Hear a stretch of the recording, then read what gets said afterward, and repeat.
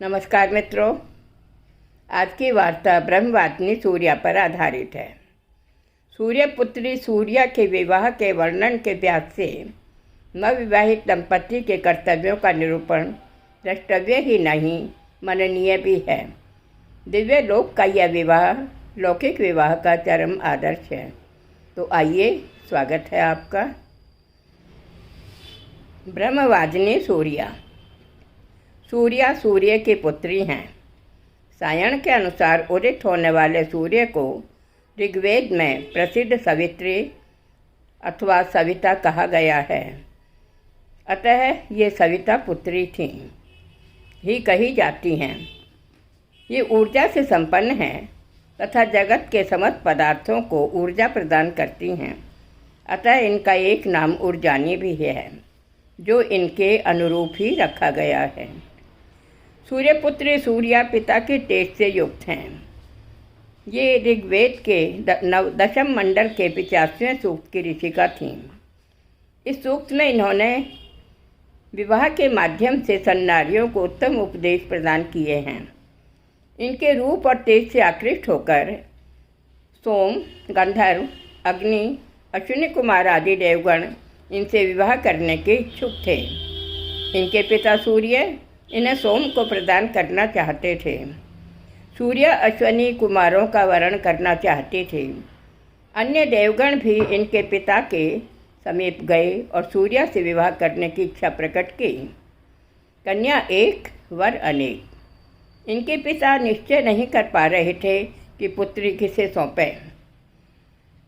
सूर्य को मध्यस्थ करके सभी देवगण एकत्रित हुए। विचार विमर्श के पश्चात निश्चय हुआ कि जो देव आदित्य तक दौड़ लगाए ने में विजयी होगा, वही सूर्य का वरण करेगा।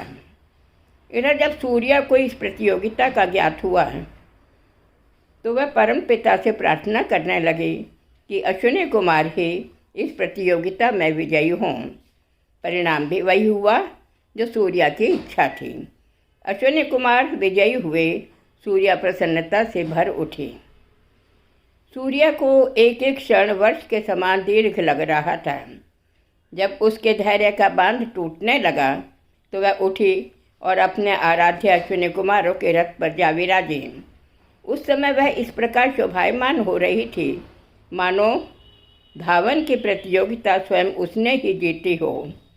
सभी देवों ने अंतःकरण से इस विजय का अनुमोदन किया और सूर्य का विवाह अश्विनी कुमारों के साथ संपन्न हो गया।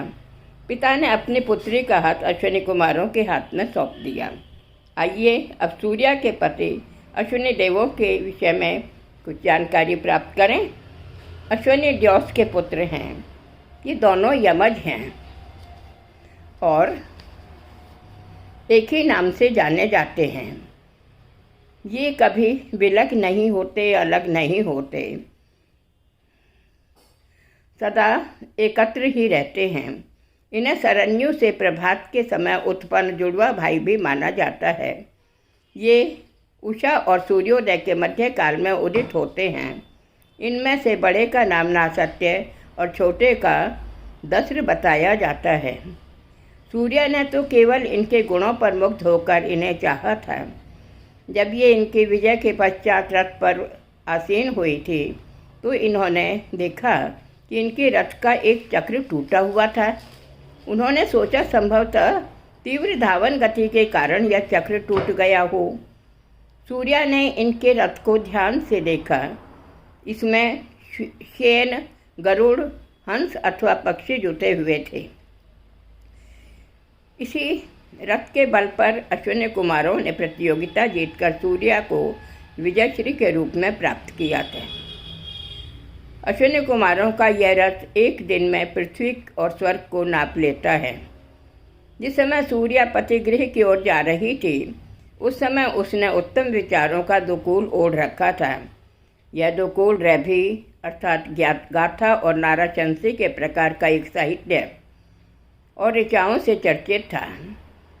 यह अपने कजरारे नेत्रों से दुकूल से झांक झांक कर पृथ्वी और आकाश की संपूर्ण निधि को अपने साथ साथ जाते हुए देख रही थी, मानो यह उसके पिता द्वारा प्रदत्त कन्याधन है जिसे वह अपने साथ ले जा रही है।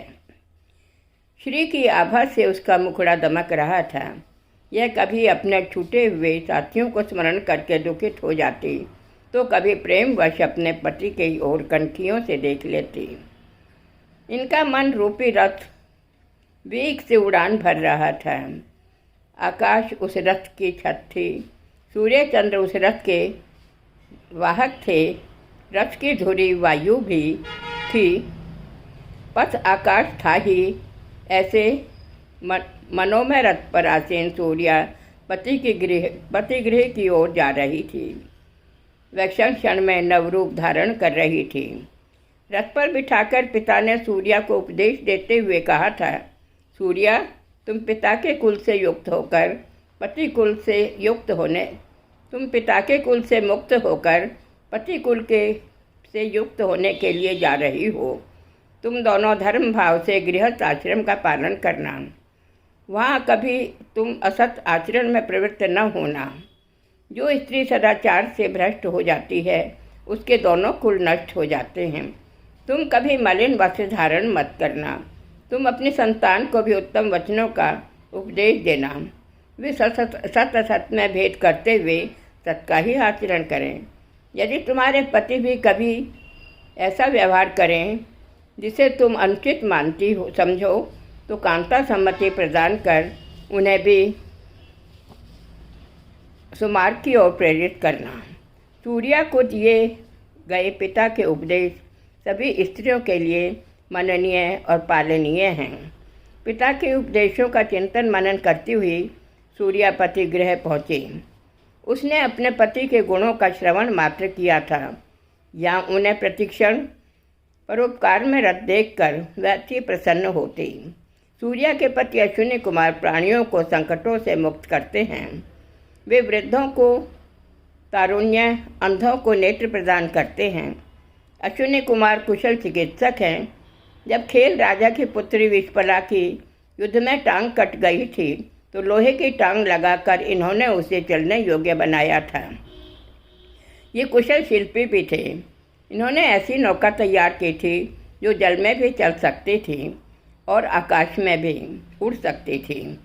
जिस समय तुग्र नामक सम्राट का पुत्र भुज्यु युद्ध में शत्रुओं से घिर गया, तो इन्होंने शत्रुओं की आंखों में धूल झोंक कर इस नौका द्वारा सकुशल उसे घर पहुंचा दिया था।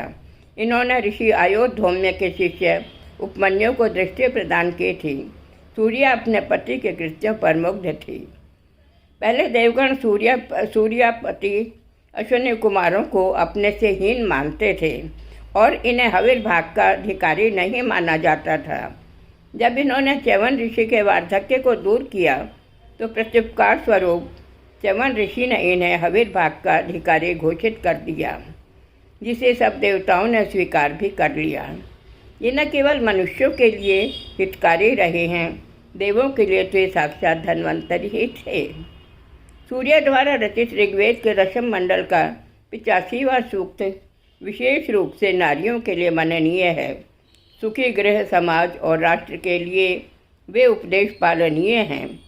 निरालस्य जीवन व्यतीत करना, मधुरता, अतिथि सत्कार, अदोष मार्ग से धनार्जन करना, उत्तम मार्ग का अनुसरण करना आदि उपदेश प्राचीन काल के लिए ही अनुपालनीय नहीं हैं। इनका पालन आज भी आवश्यक ही नहीं, अनिवार्य है। धन्यवाद मित्रों।